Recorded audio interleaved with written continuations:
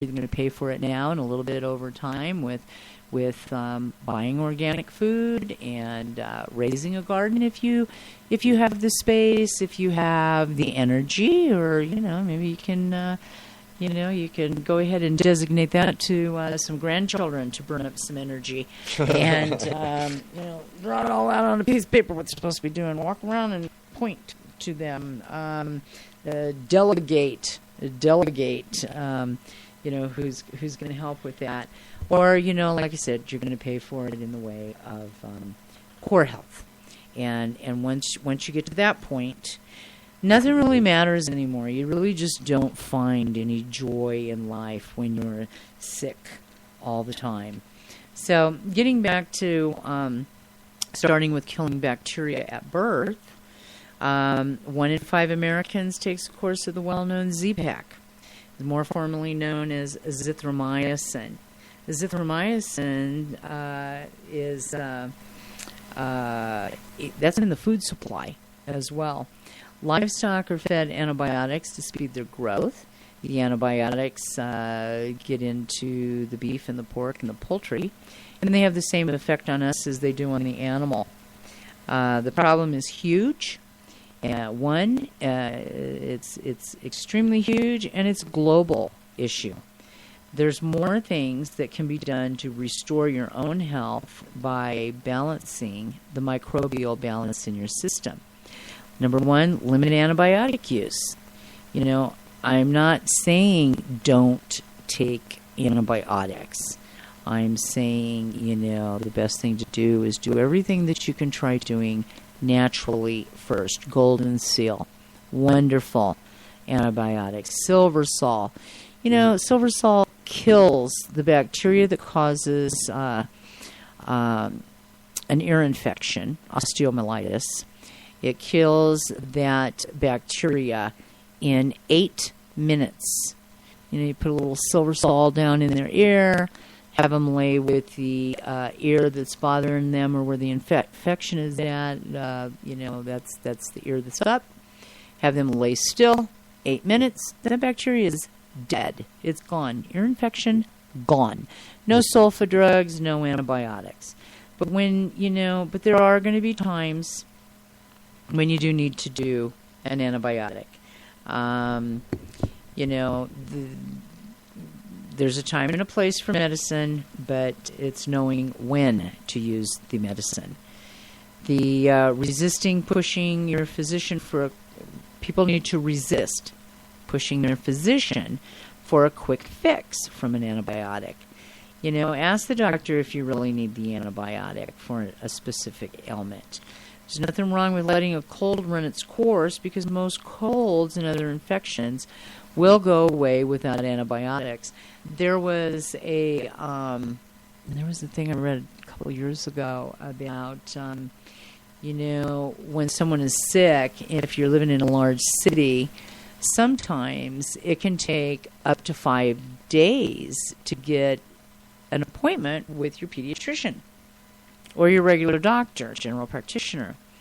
And most people who were sick, by the time they're able to get an appointment, their body has already handled it. There's really, at that point, they're not in need of the antibiotic. You go to the ER, then I'm sorry. A lot of times, unless they can draw blood and stat immediately, find out what's going on, it's a guessing game.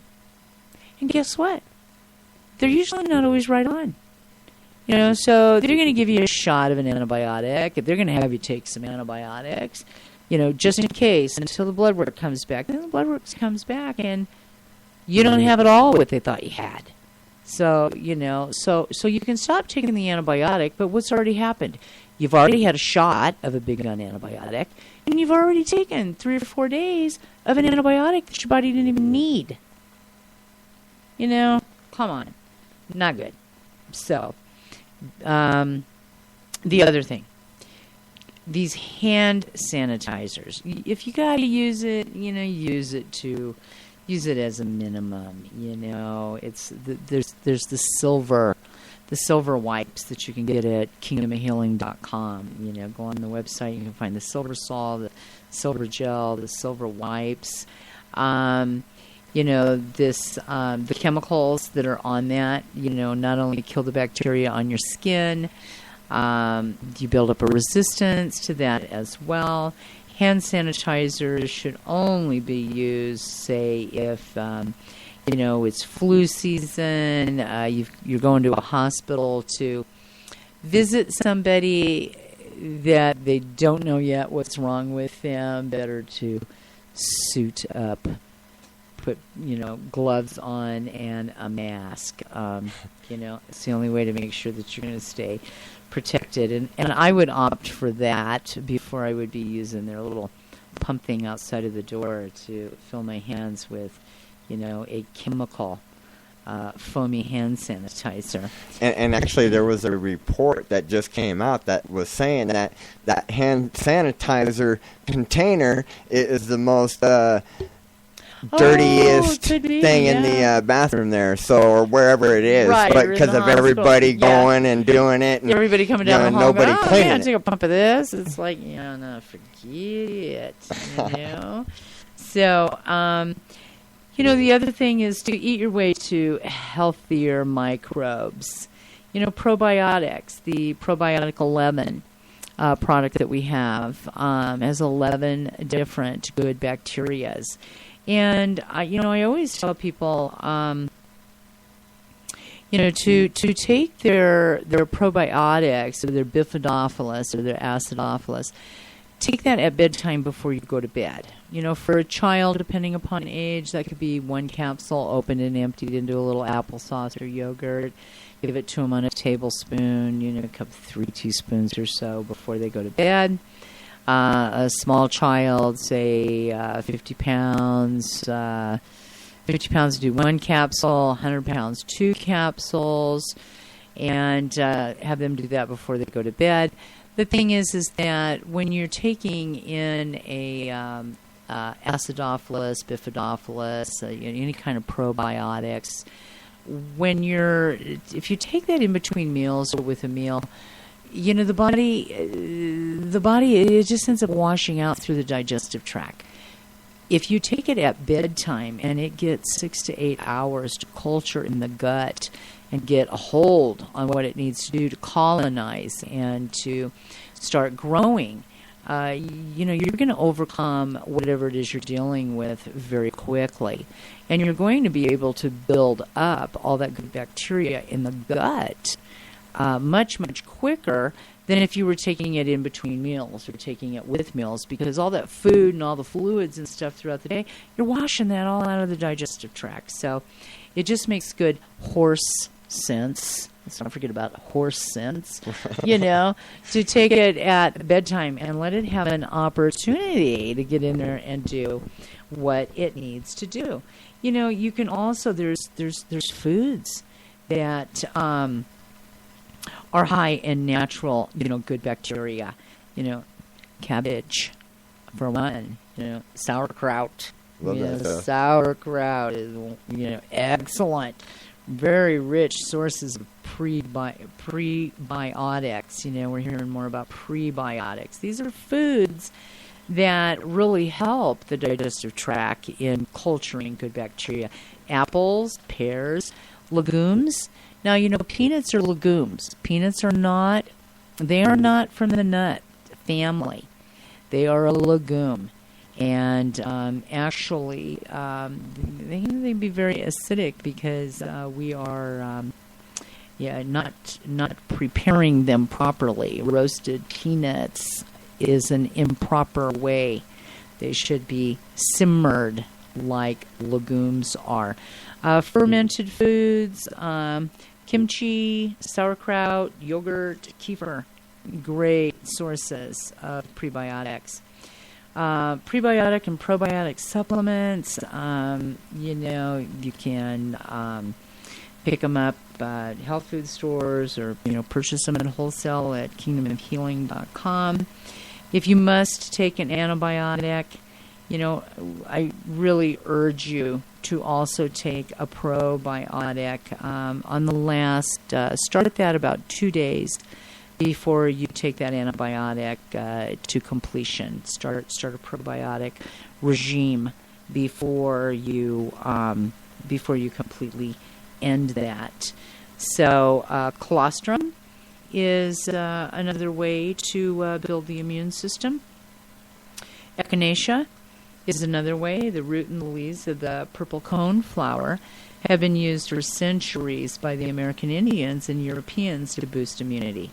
Echinacea triggers the body's white blood cells to attack unwanted invaders. Especially echinacea works very, very well with viruses.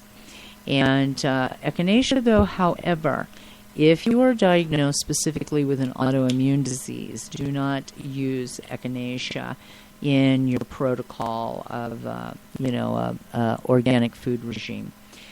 Specifically, this herb increases the body's count of T cells and interferon, interleukin, and immunoglobulins. So another source of T cells, interferon, interleukin, and immunoglobulins, IgG-A, IgGM, IgGs. You'll find those all in colostrum. Probiotics, believe it or not, your gut is the key to your immune system. And eating plenty of the friendly bacteria probiotics helps to strengthen your immunity. Yogurt. Women who take a probiotic had higher levels of T cells. And T cells are the special white blood cells that support the immune system. So yogurt, sauerkraut, just like I mentioned, these are all very, very good in that. Another thing is vitamin C. Vitamin C is something that we need to take in from our diet. Our body does not produce that naturally on its own. A lot of the orange juice and grapefruits are very acidic. If you live, like I said, if you live in Florida, you live in Southern California, it's a great place to get, fresh right off the tree vitamin C. The areas throughout Texas, the grapefruits, then it's okay. But, lemons and limes are also extremely high in vitamin C. Red peppers, bell peppers, red, yellow, green, all extremely high in vitamin C. And they're little seeds. They're little seeds inside of the peppers, the bell peppers, red peppers, yellow peppers. Those are all, that's your vitamin C. Oh, really? Vitamin C and bioflavonoids. Yeah. Mm-hmm. And look at where they go. People clean them up and they throw them in the bucket. Right? Yeah, I don't. Never have. And, I chew up watermelon seeds, black watermelon seeds. Wonderful for the kidneys, loaded with potassium. And they help to cleanse the urinary tract. Asparagus. I love asparagus juice. Simmer asparagus and drink the juice. It's wonderful for kidney infection, any kidney problem. Asparagus. It is an awesome food. So vitamin C, it strengthens the cardiovascular system, and you cannot see and have good vision. You can't see without C. Some of the other things, and we're just down to a few minutes, and I'm just going to go through these real fast. D3, garlic, elderberry, mushrooms, your reishi, your shiitake mushrooms, excellent. Zinc, olive leaf. Those are all wonderful for the immune system. Those are all immune system foods. And so all of those foods, and the silver sol, silver shield, which is a gel, probiotic 11, bifidophilus, the fluorophores, all of these things build and strengthen the immune system. Thank you for joining me today. You've been listening to Kingdom of Healing, and this is Kim Matteo, and you've been listening to 710 Radio, 22.9 The Moth, and be back next week. Have a good week. Take care.